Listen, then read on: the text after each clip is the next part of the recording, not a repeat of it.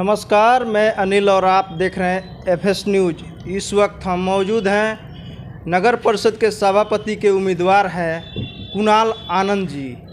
आइए इनसे हम बात करेंगे कि क्या मुद्दा लेकर इस चुनाव मैदान में आए हैं और इनका मैनिफेस्टो क्या रहेगा।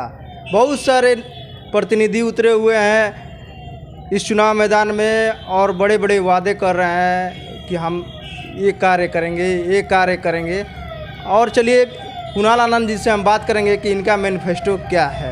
सबसे पहले कुणाल जी, आपका स्वागत है हमारे न्यूज़ चैनल में। आपका भी स्वागत है और सीवान नगर की जनता को आपके चैनल के माध्यम से मैं प्रणाम, नमस्कार और सलाम करता हूं। कुणाल जी, आप पेशे से वकील भी हैं और समाज सेवी भी हैं, तो आपको क्या सोचकर ये बात जहन में आई कि हम सभापति का चुनाव लड़ें?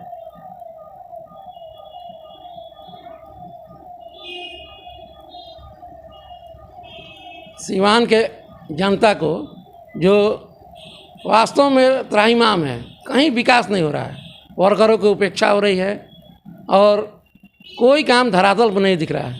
तो हमारे दिमाग में आया कि कुछ जनता के लिए किया जाए और जब तक जनता हमको पावर नहीं देगी तब तक हम कुछ नहीं कर सकते हैं। तो चेयरमैन का चुनाव अगर जनता हमको सभापति बनाता है तो हमारे पास कुछ विजन है, उस विजन के तहत हम कार्य करेंगे। सबसे पहले स्वास्थ्य के क्षेत्र में करेंगे, शिक्षा के क्षेत्र में करेंगे, नौजवानों के लिए करेंगे, बच्चों के लिए करेंगे और बहुत से ऐसे मुद्दे हैं जिनके लिए हम करेंगे। चुनाव से पहले सभी जितने भी जनप्रतिनिधि हैं, नेता हैं, बहुत लंबे लंबे वादे करते हैं कि हम ये करेंगे वो करेंगे। चुनाव जीत जाने के बाद खरा नहीं उतर पाते हैं और मुलाकात भी नहीं हो पाती है। जनता आपसे क्या उम्मीद रखती है? मेरे द्वारा एक 100 सदस्यीय टीम का गठन किया गया है, जिस टीम में इंटेलेक्चुअल क्लास के लोग भी हैं और व्यवसायी भी हैं, दलित भी हैं, महादलित भी हैं। इस सारे लोगों को मिला के एक 100 सदस्यीय टीम बनाया है। ये टीम ही हमारे सभापति बनने के बाद से हमारा मालिक होगा। लोकतंत्र में यही लोग असली मालिक होंगे। कार्यकर्ता जो उपेक्षित है, कार्यकर्ता को ये लगेगा कि हम चेयरमैन हैं और हमसे कोई गलती नहीं हो पाएगी और हम पर अंकुश लगा के रहेंगे। ये लोग अंकुश लगाएंगे अगर हमसे कोई गलती होती है। हम इस क्षेत्र में काम करना चाहते हैं, काम करने का मेरा विजन है और काम इतना ना बढ़िया होगा कि 5 साल के अंदर ये सीवान नगर को आप देखिएगा कि सीवान नगर राजेंद्र बाबू के सपनों का सीवान होगा, मौलाना मजरूल हक के सपनों का सीवान होगा, गुरु द्रोण के सपने का सीवान होगा। ये गुरु द्रोण की भी धरती है जो महाभारत में अर्जुन के गुरु हुआ करते थे। तो मैं उन लोगों के धरती को कहीं झुकने नहीं दूंगा, दागदार नहीं होने दूंगा। यहाँ की जनता देखेगी कि काम कैसे किया जाता है। मेरा स्वास्थ्य में भी मेरा है कि हमको स्वास्थ्य कैसे सुधारना है, शिक्षा में भी है कि शिक्षा कैसे सुधारा जाएगा। और सबसे बड़ा एक समस्या है, माँ बाप, जैसे हम लोग भी माँ बाप हैं, हम लोग के भी बच्चे हैं। माँ बाप बच्चों को अपने कमाई का एक एक पैसा लगा के और बच्चों को पढ़ा लिखा के डॉक्टर इंजीनियर बनाता है और यही बच्चे जब डॉक्टर इंजीनियर हो जाते हैं, उच्च पद पर हो जाते हैं, कमाऊ हो जाते हैं, तो अपने माँ बाप को अनदेखा करते हैं, तो वृद्धाश्रम में भी भेज देते हैं। लेकिन अभी सीवान जिला में कहीं ऐसा वृद्धाश्रम का प्रपोजल नहीं है। तो हमने हमारे चुनावी विजन में है कि सीवान में एगो वृद्धाश्रम बनाएंगे। वृद्धाश्रम बना के और ऐसे अभिभावकों को जो परिवार से उपेक्षित है उसको वृद्धाश्रम के माध्यम से सेवा करेंगे और उनका बेटा बन के दिखाएंगे कि बेटा कैसा होता है। यहाँ पे जो फुटपाती ठेले वाले हैं, चाहे रिक्शा चालक हो गए, तो उनके लिए भी देखा जा रहा है कि रात्रि में सोने के लिए विश्राम गृह, चाहे रेन बसेरा नहीं है। उसको लेकर आप क्या कीजिएगा? फुटपाती दुकानदारों के लिए भी हमारे विजन में है, चुनावी मुद्दा में मेरे है कि अगर हम सभापति बनते हैं तो उनके लिए एक अलग वेंडिंग जोन का निर्माण करेंगे और निर्माण करा के बैंक के माध्यम से इन लोग को आर्थिक मदद पहुंचा के और इनके व्यवसाय को बढ़ाएंगे। तो कुणाल आनंद जी, अभी जो आप ये सब वादे कर रहे हैं, चुनाव जीतने के बाद ये पूरे हो पाएंगे कि नहीं? ये वादा नहीं है, ये मेरा संकल्प है कि मैं जब चुनाव जीतूंगा तो ये काम हर हालत में करके रहूँगा। अगर ऑन कैमरा बोल रहे हैं, ऑन कैमरा बोल रहे हैं, इसलिए कि सभी बोलते हैं और उस वादे पर खड़े नहीं उतर पाते हैं। अगर उस वादे पर मैं खरा नहीं उतरा तो यहाँ के जनता जनार्दन हम इतना पावर देंगे उन लोगों को कि मेरा कान पकड़ के और सभापति के पद से हटा देंगे। क्या बात है, इतने कॉन्फिडेंस के साथ। तो कुणाल आनंद जी, अभी जो आप ये सब वादे कर रहे हैं, चुनाव जीतने के बाद ये पूरे हो पाएंगे कि नहीं? ये वादा नहीं है, ये मेरा संकल्प है कि मैं जब चुनाव जीतूंगा तो ये काम हर हालत में करके रहूँगा। अगर ऑन कैमरा बोल रहे हैं, ऑन कैमरा बोल रहे हैं, इसलिए कि सभी बोलते हैं और उस वादे पर खड़े नहीं उतर पाते हैं। अगर उस वादे पर मैं खरा नहीं उतरा तो यहाँ के जनता जनार्दन हम इतना पावर देंगे उन लोगों को कि मेरा कान पकड़ के और सभापति के पद से हटा देंगे। क्या बात है, इतने कॉन्फिडेंस के साथ बोल रहे इतने कॉन्फिडेंस के साथ हम बोल रहे हैं। हमको काम करना है, हैं। आपको लालच नहीं है किसी? ना किसी चीज़ का लालच नहीं है। भगवान की दया से, ऊपर वाले की दया से सब कुछ मेरे पास साधन संपन्न है। मैं खुद पेशा से वकील हूँ, हमको क्या लालच है। और क्या लगता है, वकील साहब सिवान का जो भी नगर परिषद की जनता है उनकी केस लड़ेंगे?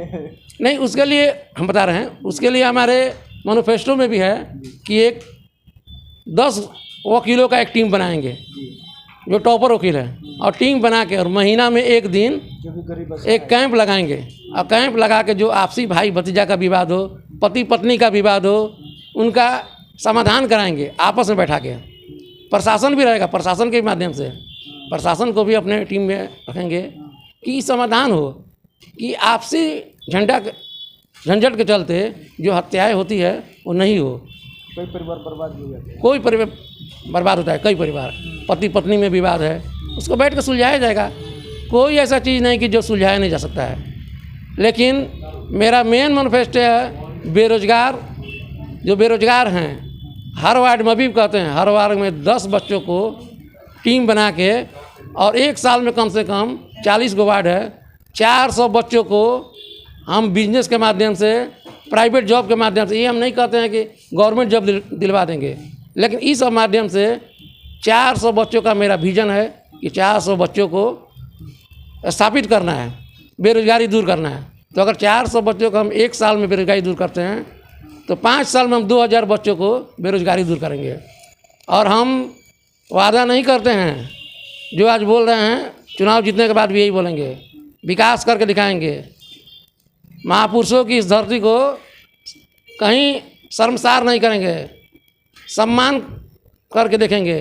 लोग देखेगा कि सिवान में भी बिहार के 38 जिला में सिवान एक ऐसा नगर परिषद क्षेत्र है जो विकास के मामले में सबसे आगे चलेगा। राजेंद्र बाबू की धरती को, महापुरुषों की इस धरती को कहीं शर्मसार नहीं करेंगे, सम्मान करके देखेंगे। लोग देखेगा कि सिवान में भी बिहार के 38 जिला में सिवान एक ऐसा नगर परिषद क्षेत्र है जो विकास के मामले में सबसे आगे चलेगा। राजेंद्र बाबू की धरती को आप देखिएगा, राजेंद्र बाबू, मौलाना मजरू और गुरु द्रोण की धरती को मैं इतना आगे ले जाऊंगा कि लोग मुझसे जलन करेंगे और सीख लेंगे कि विकास ऐसे ही होना चाहिए। यहाँ तो कुछ लोग ऐसे हैं जो 20 साल से सत्ता में आए हैं और करोड़ों करोड़ रुपया का संपत्ति है। कहाँ से ये संपत्ति आया? जनता का लूटा हुआ पैसा है। जनता जागरूक हो और ऐसे लोगों से हिसाब ले। जैसे मैं कहता हूँ कि 1 साल के अंदर में मेरा जो प्रॉपर्टी है हम डिक्लेरेशन में देंगे। मेरे पास आज भी मेरे पिताजी का बनाया हुआ घर है, उसी घर में मैं रहता हूँ।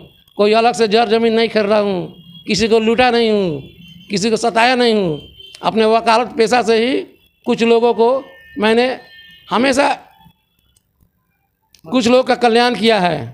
2018 में जब डॉक्टरों की मनमानी चल रही थी तो हमने डॉक्टरों के खिलाफ भी आंदोलन करके और ऐसा किया कि 25% आज मरीज फ्री में देखे जाते हैं। और जिस दिन मैं सभापति बन जाऊंगा उस दिन देखिएगा प्राइवेट डॉक्टर प्रखंड स्तर पर सप्ताह में 1 दिन कैंप लगा के फ्री में इलाज करेंगे, और अगर नहीं किए तो फिर मैं उनका इलाज करूँगा। आपके चैनल के माध्यम से मैं बता देना चाहता हूँ कि भ्रष्टाचारी होशियार हो जाए, इसलिए कि भ्रष्टाचार सीवान जिला से ख़त्म होगा। राजेंद्र बाबू और मौलाना मजरूर के धरती को जो ये लोग शर्मसार कर दिए हैं, उसको सम्मानित करने के लिए हम ये सब काम करके रहेंगे। मेरा विजन मजबूत है, इरादा से मैं कभी हिलने नहीं जा रहा हूँ। तो क्या अपील कीजिएगा, जो भी दर्शक, जो भी जनता देख रहे हैं आपसे, उनसे क्या अपील कीजिएगा? मैं सिवान की जनता से अपील करता हूँ कि हमारे जैसे भी नेता को, जो आपके बेटा बन के, आपका भाई बन के जो काम करेगा, उसको एक बार मौका दे और उसके बाद देखे कि काम कैसा होता है। और मैं एक इस्तीफ़ा भी लिख के दूंगा 100 सदस्य टीम को। अगर मैं गलती कार्य करूंगा तो इस्तीफ़ा वो लोग लगा देंगे। मैं उस पद पर बने रहने का अधिकारी नहीं रहूँगा। मैं